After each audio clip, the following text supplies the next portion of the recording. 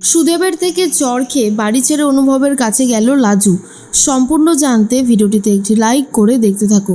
গল্পে শুরুতেই দেখা যায় লাজুর শরীর অসুস্থ বলে লাজুকে নিজের গাড়িতে করে বাড়ি দিয়ে আসতে চাইছে অনুভব। কিন্তু লাজু বলে, তুমি আমার জন্য আর কত কষ্ট করবে বলো তো, আমার তো খুব খারাপ লাগে। অনুভব বলে, তোমার জন্য এই কষ্টটা করতে পারলে আমার যে আবার খুব ভালো লাগে। আর শোনো, বেশি পাকা পাকা কথা বলতে হবে না তোমাকে, তোমার শরীর এখন অনেকটাই অসুস্থ, তাই তুমি কিন্তু বাড়িতে গিয়ে বিশ্রাম নেবে, এক্সট্রা কোনো কাজ করবে না। কথাটা মাথায় রেখো লাজু, তুমি কিন্তু ডাক্তার, হবু ডাক্তার, তোমার নিজের শরীরকেও কিন্তু ততটাই যত্ন করতে হবে যতটা তুমি ঠিক পারবে। দেখো, একটা কথা মনে রাখবে, তোমার কিছু হয়ে গেলে কিন্তু কারোর কিছু যায় আসবে না ওই পরিবারের, তাই ওরা তোমাকে দিয়ে খাটিয়ে নিতে চাইবে। এরপর লাজু সবটাই বুঝতে পারে আর বলে, কি করব আমি, আমার তো কোথাও যাওয়ার জায়গা নেই, আমি যতই মারধর খাই আমাকে ওখানেই থাকতে হবে।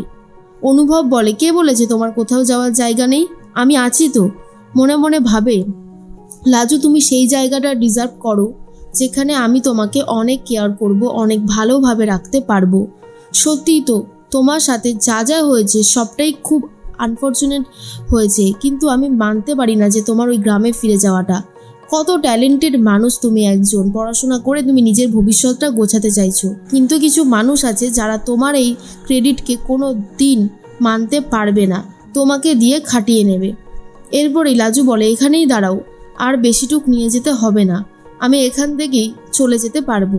অনুভব বলে, তোমার বাড়ি তো এখান থেকে অনেকটাই দূরে, তুমি এখানে নামলে কি করে হবে, আমি তোমাকে বাড়ি পর্যন্ত দিয়ে আসি।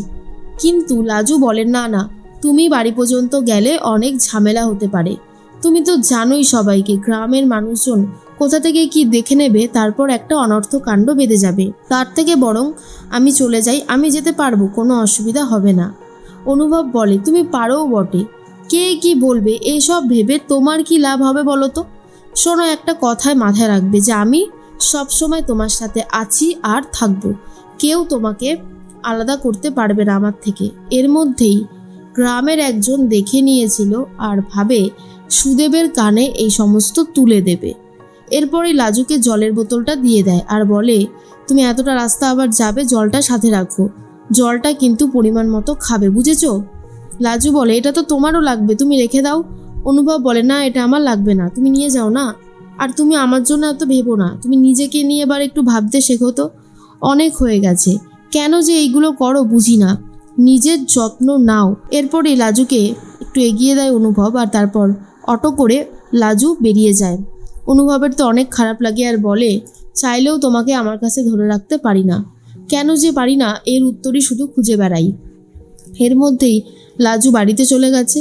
তখনই লাজুর বড় যা গৌরী বলে, ওই তো লাজু চলে এসেছে। লাজু, তোমার শরীরের এই কী অবস্থা হয়েছে, চোখ মুখের দিকে তো তাকানো যাচ্ছে না, একেবারে শরীরের অবস্থা খুবই খারাপ। তখনই দীপা বলে, সত্যি ছোট বৌদি, তোমাকে দেখেই বোঝা যাচ্ছে তুমি ঠিক কতটা অসুস্থ। লাজু বলে, আমাকে নিয়ে ভেবো না, আমি এখন আগের থেকে অনেকটাই সুস্থ আছি, এখন আমার শরীরটা আগের থেকে অনেকটাই ভালো। এরপরেই কমলা এসে বলে, তা তোমাকে আসতে কে বলেছিল এখানে, তোমাকে আমি বলেছিলাম যে তুমি পরীক্ষা দিতে যাচ্ছ ঠিকই, কিন্তু এই বাড়িতে ফিরে আসবে, তুমি কেন ফিরে আসোনি। এরপর লাজু যথারীতি বলে যে আমার শরীরের অবস্থা খুবই খারাপ ছিল, আর সেটা তো তোমার ছেলে জানে, সে তো আমাকে নিতে গিয়েছিল, তারপরেও আমি অসুস্থ হয়ে গিয়েছিলাম। কমলা বলে, তোমার মতন এত রুগ্ন মেয়েকে না আমি এই বাড়িতে রাখতে চাই না। কমলার কথা শুনে লাজুর অনেক বেশি খারাপ লাগে, তবুও লাজু সবটা মেনে নিয়ে থাকতে চায় বাড়িতে, আর বলে, দেখো যা হওয়ার হয়ে গেছে, এখন তো আমার শরীর আগের থেকে অনেকটাই সুস্থ, আশা করি আর কোনো সমস্যা হবে না। কিন্তু কমলা কোনোভাবেই লাজুকে মানতে পারে না আর বলে, তোমার শরীরের কোনো গ্যারান্টি নেই, কখন যে আবার অসুস্থ হয়ে যাও তার কি কোনো গ্যারান্টি আছে। দীপা তখন বলে, মা, ছোট বৌদি এসেছে আর তুমি ওর সাথে এত খারাপ ব্যবহার করছো।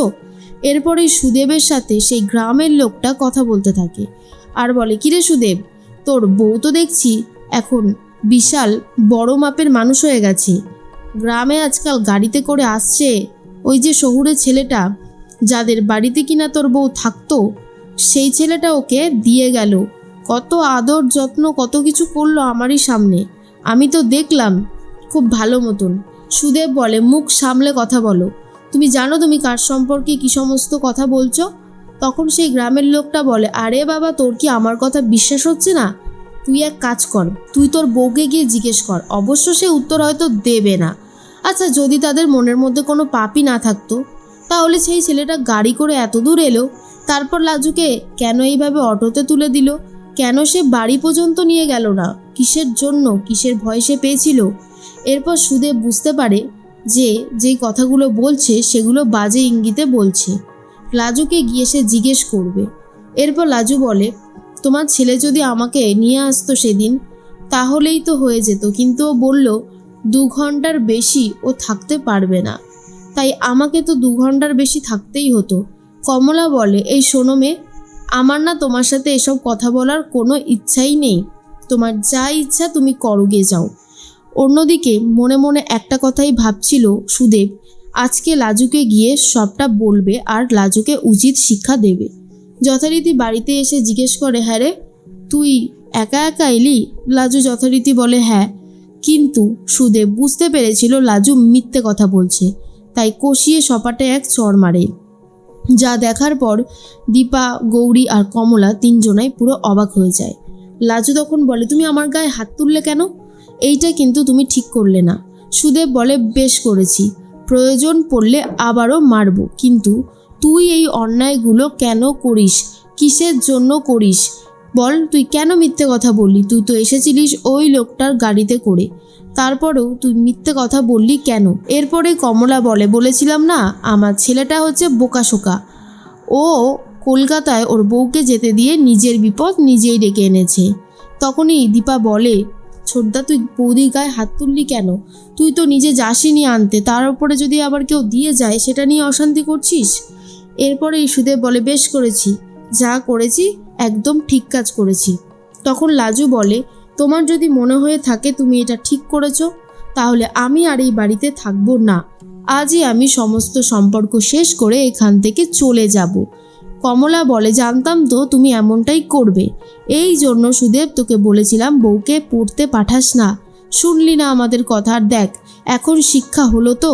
লাজু ভাবে এইভাবে আর চলতে পারে না, একটা না একটা সময় তাকে তো বেরোতেই হতো, তাই আজই সে বেরিয়ে যাবে, আর কোনো রকমের কোনো বাধা বিপত্তি সে শুনবে না।